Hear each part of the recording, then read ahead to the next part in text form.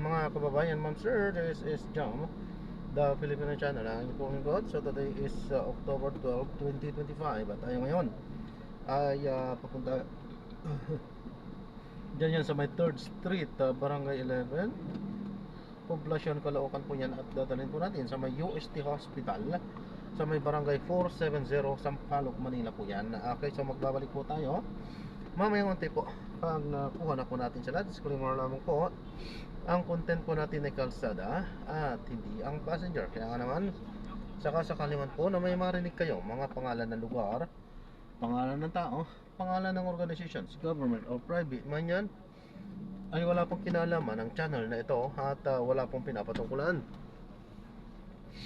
Lahat po ng pinag-uusapan dito ay pawang dito lamang po yan sa loob at wala pong pinapatungkulan sa labas. Okay po? Yan, so magbabalik po tayo mamayang unti po pag nakuha na po natin itong ating susunod na mission po. Ay nako.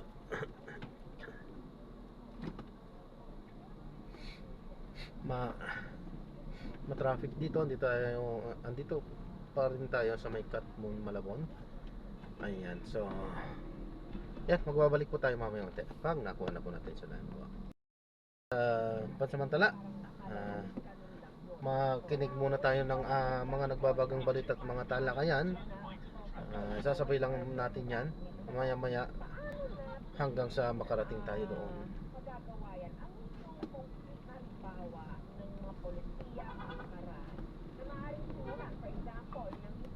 No, INREM, para yan ay maging isang sabihin nating practice among our agencies in government, lalo na yung mga nasa science agencies, di ba? Dapat may ganyan sigurong aspect, no? Para kung dapat na ba, kung di nila pwedeng gawin yung ginagawa niyong offsetting, meron pa bang ibang paraan na maaring gawin yan? Like virtual, yan ba meron din carbon footprint na may measure din po ba yan?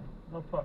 So ang ating pong estratehiya dito ay talagang i-promote natin ito sa iba't ibang ahensya. Ng ating gobyerno. Ng ating gobyerno. Kasi po ay, yun nga, ito ang first of its kind sa Pilipinas. At sa susunod na taon nga ay meron po tayo po ang mag-host ng ASEAN series of conferences yun. Ay, ako, ang daming dadalo doon. Opo. So kaya ito ay parang isang pilot na gusto naming i-institutionalize. Okay. Na kumbinsihin yung mga relevant government agencies na ito ay makakatulong hindi lamang sa ating international commitment, kundi we can set as an example, as a model nitong carbon neutral. Ang bilis lang din pala. Bondoan tayo kanina dito ba? Ngayon wala na. Mabilis din lang. CCC, OST, diba? And even DOT. Diba? Yung mahilig talagang gumawa ng makomperensiya at talagang kailangan yung mga pagpupulong na yun. But then again, sabi nga natin, anong klaseng framework ko? Ito ba ay pipresenta lang natin bilang best practice o will there be any policy recommendation from your, for example, from your part as INREM or as academician? Meron po bang ganun kayo iniisip? Yes po, napakagandang tanong po yan. Kami po ay we are working on multiple prongs. Ang isa ay sa legislative. Okay. Kaya po ang ating Sir, baka dapat pati yung Senate at yung Congress meron din ganyan. Yes po. Kaya po ang ating kinukuha pong mga keynote presenters tulad ni Senator Legarda Ay, na pumayag na si Senator Lauren. Okay. ay kami po ay nakikipagpulong din sa kanya na baka dapat sa legislative branch ay tulungan namin niya kami na i-champion ito. Ayun. Yung po sa legislative. Oo. Nakausap na din po natin ang tama yung sabi po nyo, Doc, na nakausap na din po natin ang DENR. Yes. At siya po ay si Sec Lutilla ay isa rin sa mga keynote address at magsusupport din po siya. At isa pa rin po ay ang Climate Change Commission. Si Sec Borge ay very committed din po siya at sila ay nakahanda na hindi lamang i-promote ito dito sa susunod na conference, kundi kung maaari ay doon sa iba't ibang ahensya ng ating gobyerno. Sir, yung bang standard or ginagamit ninyong in a way, no, technology to estimate the carbon footprint? Napakarami kong nakikitang gumagawa niyan. Yan ho ba ay ang pinaka-basis ho niyan ay standardized din? O iba-iba yung magiging resulta? For example, if you use that framework, tapos gumamit, kinumpare mo sa ibang framework, iba ba yung magiging resulta? Or are there any standards talaga na pinatutupad o sabihin natin pinopropose ng isang ahensya like for example, UNEP or yung mismong framework natin, ano na nga pala yun, ako nakalimutan ka, United Nations framework, di ba, on climate change, di ba, UNFCCC. Yan po ay recommended yung policy standard niya. Yung pong pagme-measure ng carbon ay meron pong standard, tama yung sabi nyo, no? Ginagamit. Subalit yung pong computation ngayon ay nakadepende rin dun sa mga gawain o activities. Kaya po yung ginamit namin is yung APOCO kasi yung po yung Asian Forestry Cooperation Organization. Sila po ang nag-develop nung meron pong travel and so on. Ay, maganda. Oo, kasi comprehensive. Kaya po yun ang ginagamit namin. Pero meron pong, kunyari, kung kayo isang industry na gusto nyo namang lahat ng inyong emission ay i-offset, yun po yung, tapos gusto nyong parang mag-involve nung tinatawag, meron pa pong tinatawag kasi carbon trading. Kaya ganon. Yun po yung IPCC framework, Interdependent yung carbon cap, yung carbon tax, carbon trading. Sa carbon trading. Okay, Yun. oo. So meron din pong standard. Parang mas maganda yung pag-atado, Ang dami kong gustong itanong. Anong kinalaman niya sa NDC? Nakakabit mo ba yan sa nationally determined contribution natin sa Paris Agreement? Makakatulong po yun kasi po ang NDC natin. Ito pa po yung kasi baka ang pagka hindi natin ipaliwanag, gusto rin natin ipaliwanag sa ating mga tagapagpakinig. Na ito po ay hindi lang basta compliance at saka hindi lang din po ito yung tinatawag nating mitigation. Tama. Ito po ay may component din ng biodiversity conservation kasi po yung plano po natin ay hindi lamang yung mga tinatawag na exotic species ang itatanim, kundi yung native species natin. Dapat. Para hindi invasive. So, ibig sabihin, mas ma-enrich ang ating biodiversity. Apart from the, yung carbon sequestration function. Apart doon, which is just mitigation, as yung sabi nila. Pero, as we move along, ang plano din po natin dito, we are thinking about yung sinasabi natin 3 benefits. Triple wins. Which are? Which are, yun nga, yung isa ay yung carbon sequestration. Okay. Pangalawa is biodiversity enhancement. And then? Pangatlo, we want to work with communities. Na ang community na mismo Engagement. ang engagement at the same time, magiging source ng livelihood nila. Kasi kung meron tayong mga magsusupport, ang magtatanim yung mga communities na mismo. No?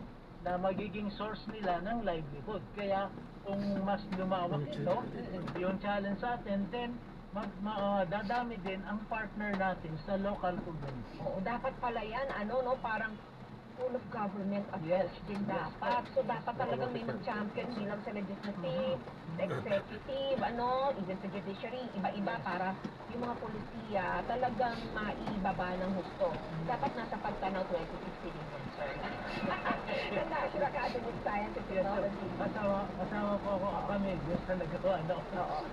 Sir, magko-commercial tayo. Kung pag-uusapan natin, paano natin tutukasin yung tagumpay ng conference at yung sustainability function ng INREM.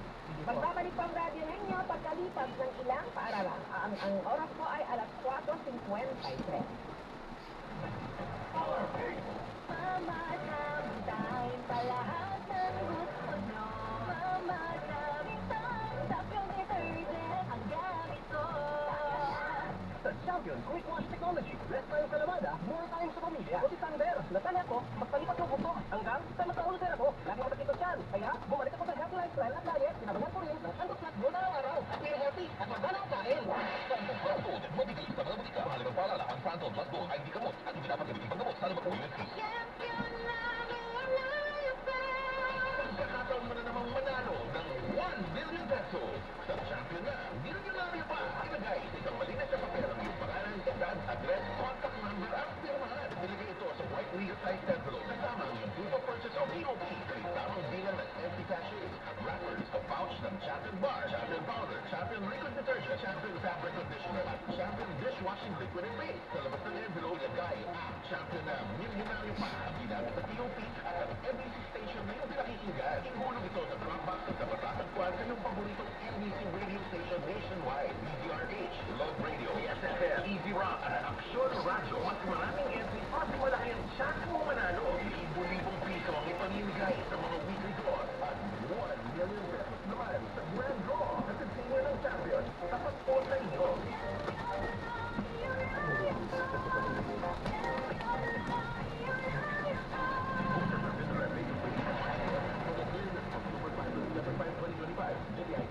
Number SEDEC 5097, series of 2025. Ngayong October, i-celebrate ang birthday mo sa Star City. Libre ang birthday. Ngayong October, basta may kasama at least 4 na companions. Ang 4 hanggang 10 na kasama ay may 10% discount bawat isa. Tara na at ipadiwang ang iyong karawan sa Star City. Promo runs from June 24, 2025, June 24, 2026. For DTI Clear Trade Commit Number FPED-222-604 of 2025.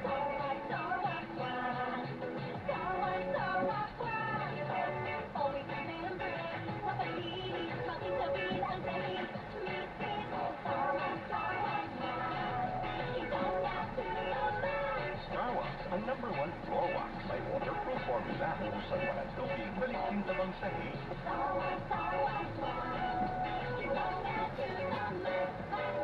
Starwax Floor Wax, manufactured by ACS Manufacturing Corporation, ISO certified, world-class quality.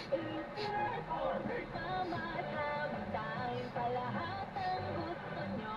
Mamadaming tapyong detergent ang gamit ko. Sa Champion Quick Wash Technology, less time sa lamada, more time sa pamilya.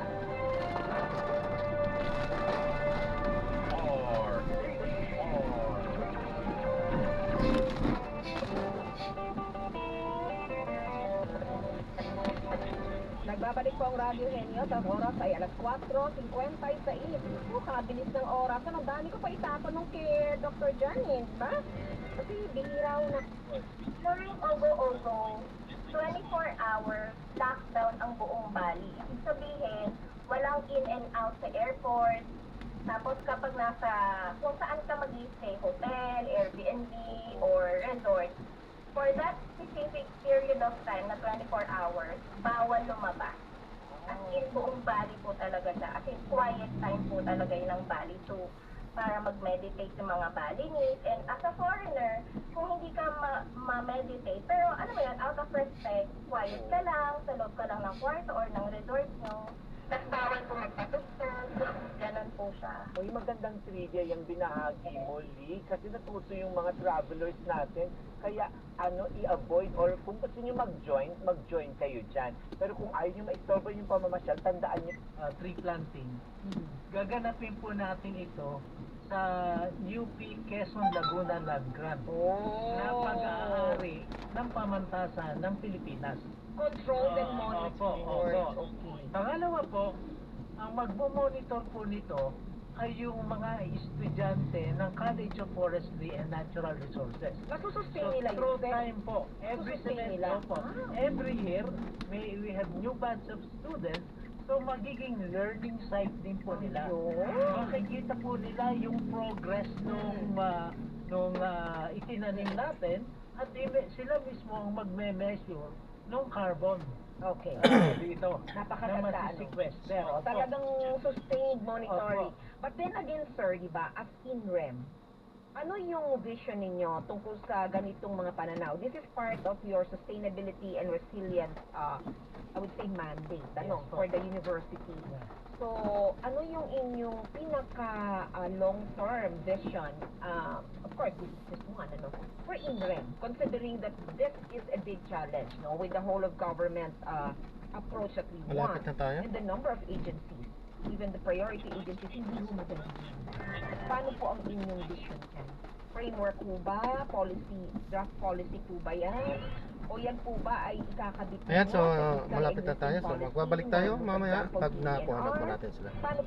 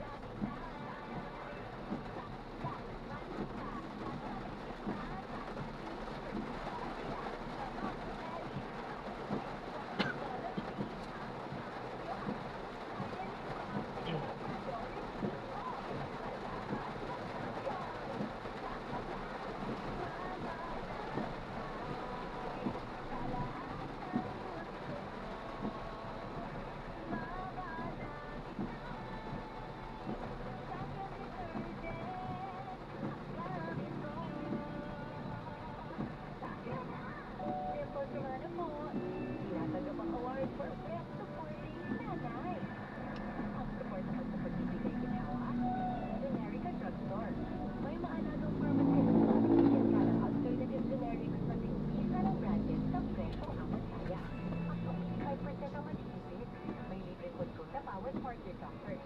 Tara na sa Generica Drugstore. Suporta natin sa ginawa. Tayo maganda may suporta sa ginawa. Generica Drugstore. Nagpagkahanap po para sa ginawang Generica.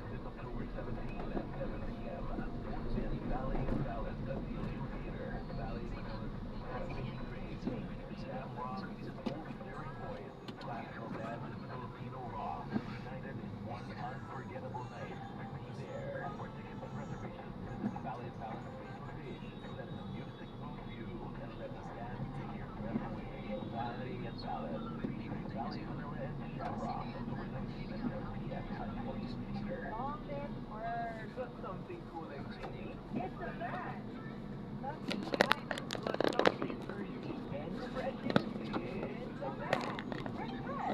Dunkin' Matcha Latte.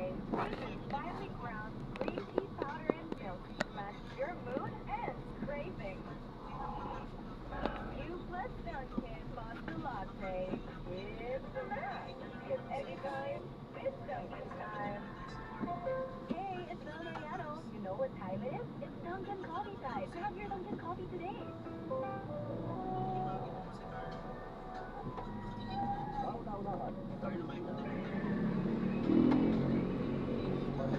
Broadcasting Company.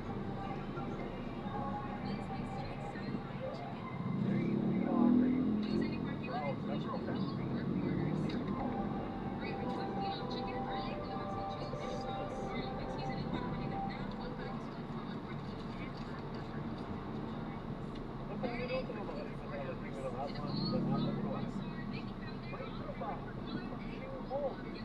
May trabaho. Meron.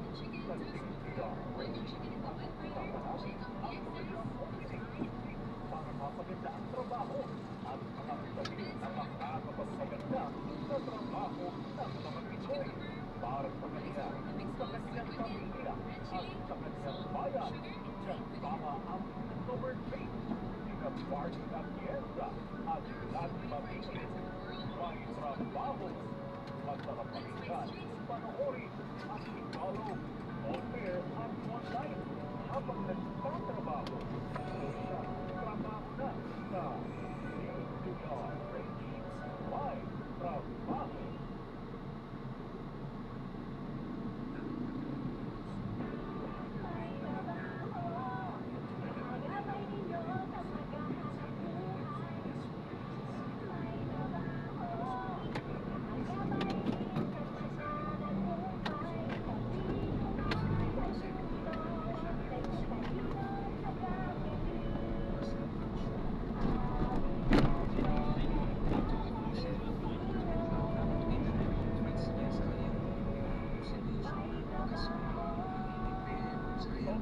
Magandang hapon po sa inyo. Nagbabalik po yung programa. Siguro hapon ito pang may trabaho. Nag-usapan natin mga bagay-bagay na kinalaman natin ang buhay, ating empleo, ating buhay sa pagkalatan. Ako po ang workmate Barbie Atienza. Mabati sa inyo ng magandang linggo. At siyempre, hindi tayo kita. Kasama natin mula dyan sa Mindoro. Oriental, ang ating partner. Partner Gladys Malini. Magandang hapon niya, part.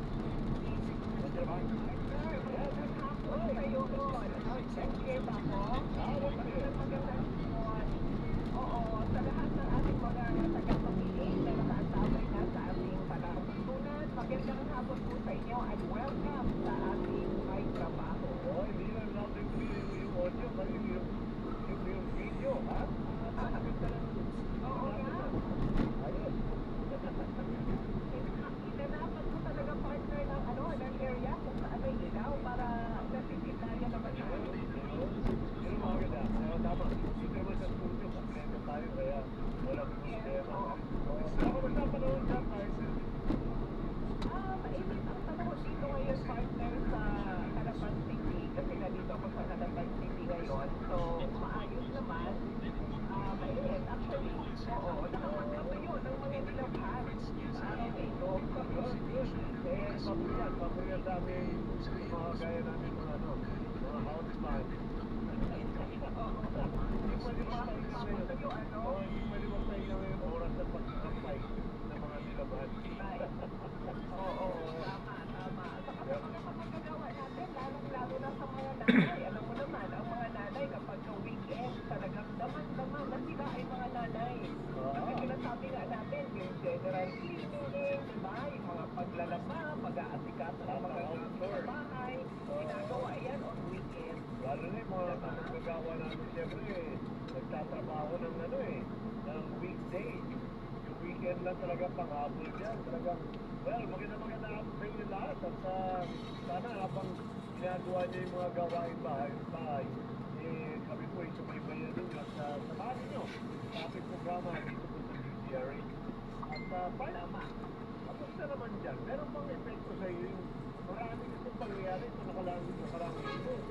At Davao, Cebu, Baguio, yung mga yun. Medyo talagang mangangamba ka eh. You can't help it, di ba? Talagang una yung banta ng pangyayari. Yung meron siguro, meron kayo? Wala naman, so far, partner, awa ng Diyos, ano, pero yung mga ganito kasi partner na mga mangyayari, of course, iisipin natin, mapapahala ka, di ba, matatakot ka pa, lalo na kung nasa mataas ka na pisali, di ba, yung mga nasa kondo, yung ganyan, nakakapahala yung mga ganitong pangyayari, pero kung ikaw ay isang Kristiyano, alam naman natin, ang mga bagay na ito ay bahagi na ng pamilya sa revelation na talaga naman sinabi ni Lord na kapatid ay may mga ganitong pangyayari. Pero importante na pagaman magpapay basta ng ganito para wala yung nangyayari. Huwag tayong mamuhay sa takot. Magkaroon ay panatili ang ating pananampalataya at pagtitiwala na kung ano nangyayari ito, God is in control. Ingat sa buhay natin. Ating sa buhay at sa mga bagay na mahalaga sa atin. Mga podcast natin sabi nga importante yung dahan-dahan. When you're prepared. Example yun sa akin about preparedness sa natural calamity, kagaya ng noon. Kasi sabi ko handa tayo kung ano man ang maayon sa ating buhay. Sabi ko, yun din pala. Buhay ngayon, mga batang-bata, wala sa sakit biglang mga panay. Speaking of that, nagiging hindi mo siya.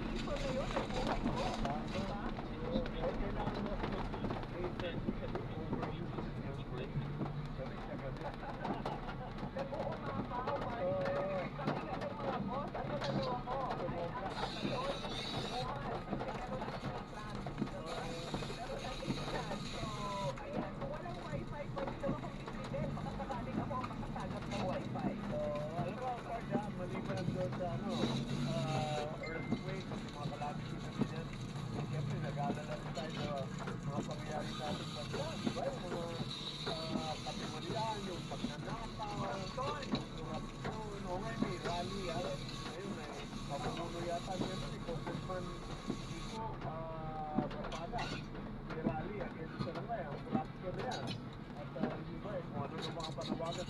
Medyo, yun lang, huwag lang tayo papadalo-dalo. Kung hinihiling natin, baka mali, ha? Yung hinihiling natin, mag-resign lahat. Yung mag-resign lahat, ano nangyari sa atin? Baka lalo tayo mapasama. Isip-isip lang ko, konting sobriety. Alam ko, masama ang damdamin ng ating loob, ang ating balik tayo sa mga pangyayari. Pero tayo po yung mag-iisip ng solusyon. Pag hindi pa po natin mabuti. Hindi pwede nga eh.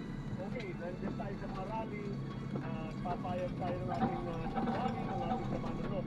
Pero ang pagdasal natin at pag-hindi pa na mabuti, muli-muli tayo. Ano magandang solusyon? Gagawin. Ito lahat ng problema to. Well, kahinaan ng tao yan, pero kahinaan din ang sistema. Baka siguro baguhin ng gusto, overhaul yung ating sistema ng pamahalakan. Yes, ma'am. Dasal namin na bigyan tayo ni Lord ng wisdom, diba? At sabi nga ay magkaroon ng change of heart. Lalo na sa ating mga namumuno, diba? Kasi yun naman talaga ang kailangan. At siguro tayo bilang isang mamamayan, ang magagawa natin is to continue to pray for our country, to pray for our leaders, diba? At to pray for each other na sana ay manatili sa puso natin ang pagmamahal natin sa ating bayan. That's correct. Diba? Huwag mawala. Huwag tayo parang walang pakialam. Yung parang bahala kayo dyan, basta ako maayos ang kalagayan. Huwag tayong ganon. Kasi lahat tayo, Pilipino. Walang ibang magmamalasakit sa ating bansa kasi tayong mga Pilipino. At iisa lang ang Pilipinas. Diba? Nag-iisa lang ito na tahanan para sa ating lahat. Natanda po natin, walang nabubuhay para sa sarili lamang. Yes. Kaya yun Tama ang yan. problema. Okay. Kaya nagiging sakin dahil iniisip na sarili lang nila. Apart, meron tayo mga panawin, pag-usapan natin isang bagay na talagang relevant sa lahat ng ating mga manggagawa at ang ating mga kababayan. Dahil itong buwan na ito ng Oktubre, maraming pinagdiriwang, maraming awareness ng mga issues. No? Pero isa to sa importante dahil very close to the heart of many Filipinos today, breast cancer awareness month. Okay? Kailangan merong awareness kasi huwag yung breast cancer month. Baka kala, pinopromote natin yung breast cancer. May mga panawin tayo nandito sa ating studio. Mark, kilala ko muna. Bago tayo mag-break, di ba? Para makabati na muna sila. Ang ating mga kaibigan mula naman sa Philippine Society of Surgeons. Ito po yung ating mga kasama sa hapon na ito. Sila ay member of the board of trustees, ng mga trustees ng PSC, Metro Manila Chapter. At sila rin ang mga namumuno at bumo ng PSCS Committee on Sport and Social. May kasama rin sa trabaho nila yung social, yung mag-lingkod sa sikunan sa ating society. At meron sila ng mga project ng PSCS na sinasagawa. Dahil sila yung nag-celebrate dapat lang ito eh. 89? Wow! Iba pa yun. Pero nag-anniversary sila. O kasama natin dito sa ating programa, tapos ito ang isang kaibigan natin. Nakasama na rin natin sa programa dati. Welcome to the program, Dr. Ruel Adores. Maganda naman po sa'yo, Doc. Yeah, kasama Mami Marvin. Second time here, nagkakala po na gusto mo rin. So, something that we should be all aware of. Second time na. Actually, nalasan ka na sa rin. At kasama rin natin si isa pang Ruel. Kaya kailangan tawag natin si Doc Adores. At ito naman si Doc Peña. Dr. Ruel Peña, magandang araw sa'yo. Marvin, maraming salamat at pinayagad mo sa mga dalaw kayo dito. Para ma-promote din namin sa mga advertising namin. Yes. Kaya kasama natin si Barney Gatti mula dyan sa Mindoro. Ito, ay ito. At part na rin sila the road. The road. Traffic road sa studio. Kaya si Dr. G. Ayun. Okay, kala ko lalaki yung Dr. G. Kaya ako naman nagdalas papagkama ng babae, Doc. Dr. Dale Abilianosa. Magandang sa'yo, Doctor. Good afternoon, Sir Barbie, and thank you very much for the opportunity to be here at saka para sa ipahayag namin yung mga sabi ni Dr. Owen Peña na yung aming mga adhikain ng Philippine Society of Dental Surgeons. Para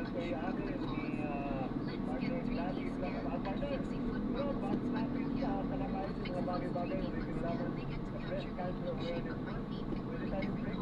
Oo, mag-commercial break na muna tayo para mamaya ay tuloy na ang ating maging talakayan. So mga kamagagawa, manatili nakaantabay dahil magbabalik po kami ni Partner Marky kasama po ang ating mga makakapanayam today. Oras natin sa buong pakuluan, 24 minutes, makalipas ang alas 5 na hapon, dalang po kayo.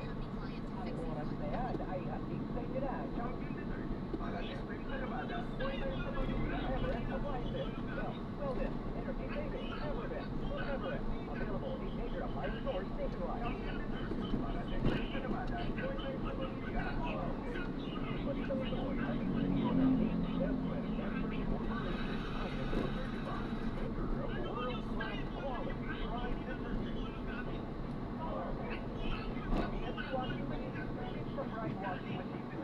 Hello, Wati.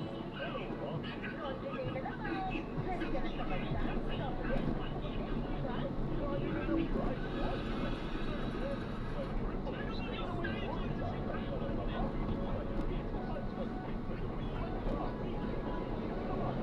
Mula noon, hanggang ngayon. Right detergent, manufactured by BTS Manufacturing Corporation. ISO certified world-class quality. Broadcast journalist ang report.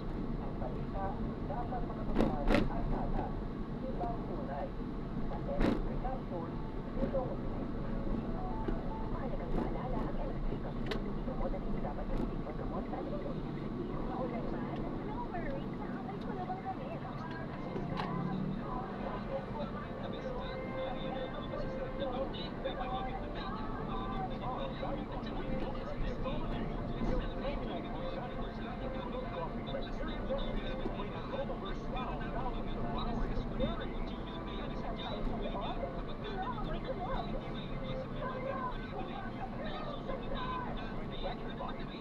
Manufacturing Corporation. ISO certified world-class quality.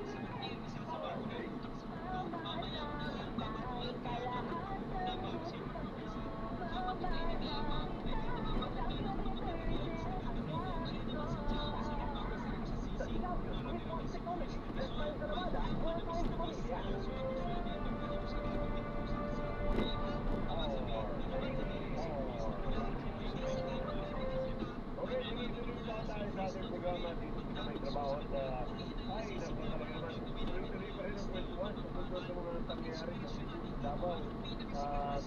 Well, nalalangin po tayo dahil po ay maibsan ang pagkakilangan, siyempre sa mga nakakit at mga kababayan dyan. At kung meron kayo magagawa, parang sumunod dyan, ay sumunod tayo. Dahil yan pong tunay na ating pong diwang na natin pagbayanan. Carter, Meron lamang akong papangakuan na babatigin natin ngayong hapon. Kasi amin listener daw ito, hindi lang nang may trabaho, kundi kabilang blood viewers. Partner, sabi niya, tuwing Sabado ng hapon, kahit daw may ginagawa sa pamukid, umuwi talaga siya sa kanila, sa kanyang tubo, para lang mapakinggan ang programa. Ayan. So, sabi niya, shout out ang kanyang mga kapatid na nasa Leyte at nakikinig din daw lagi sa DTRE. Sa si Alejandro Mercedes Yaga. Ayan. Sa mga kapatid ni Alejandro, magandang hapon po sa inyo. Shout out mula sa inyong kapatid. Alright? Okay, partner. bilang siguro natin bro, tatakin mo muna. Yung Philippine Society of General Surgeons, CSGS. Can you tell us about that, Doctor? Yes po, ay year na natin ngayon. Ito yung grupo ng mga general surgeons sa buong Pilipinas. Ang purpose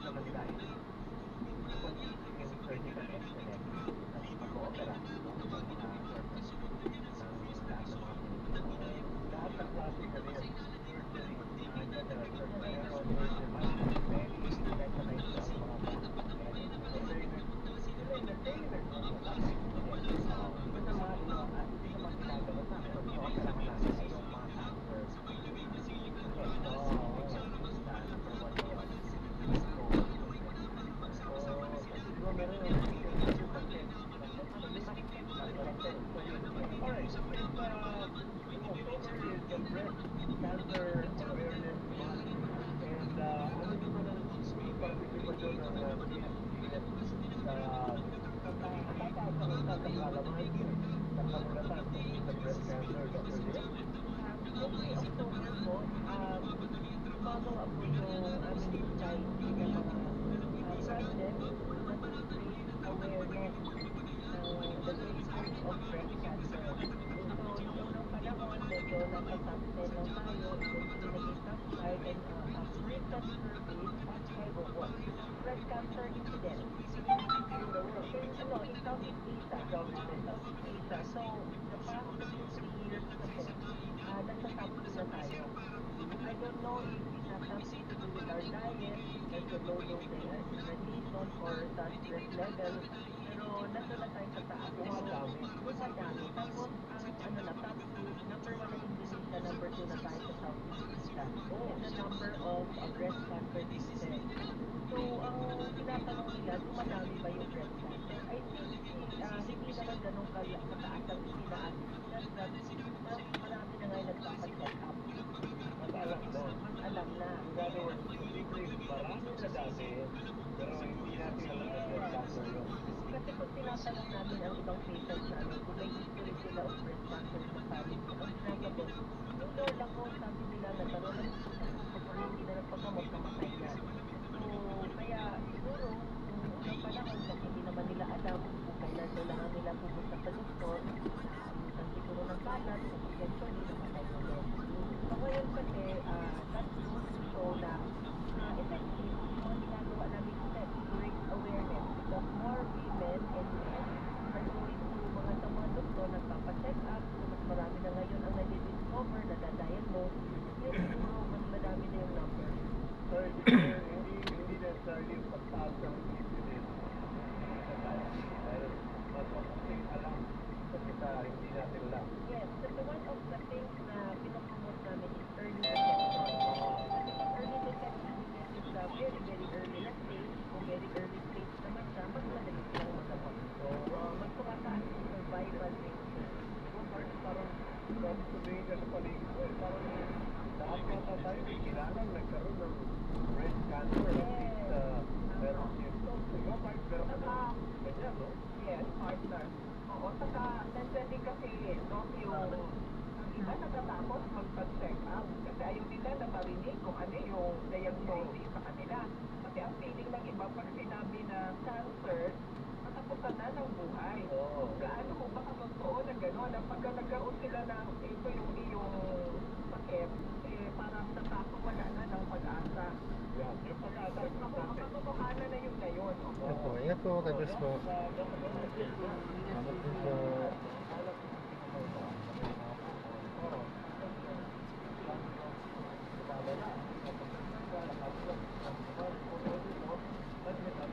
Thank you po. Ayan, so i-drop na natin sila. So maraming salamat po sa panonood hanggang sa muli. Ingat po at God bless. Paalam po muna. Pansamantala tayo ay gagawa na ng ibang video sa ating susunod na namasyon. Paalam po muna pansamantala po sa This is John Pareda. Pelikula channel lang ang inyong pong likod. Paalam po.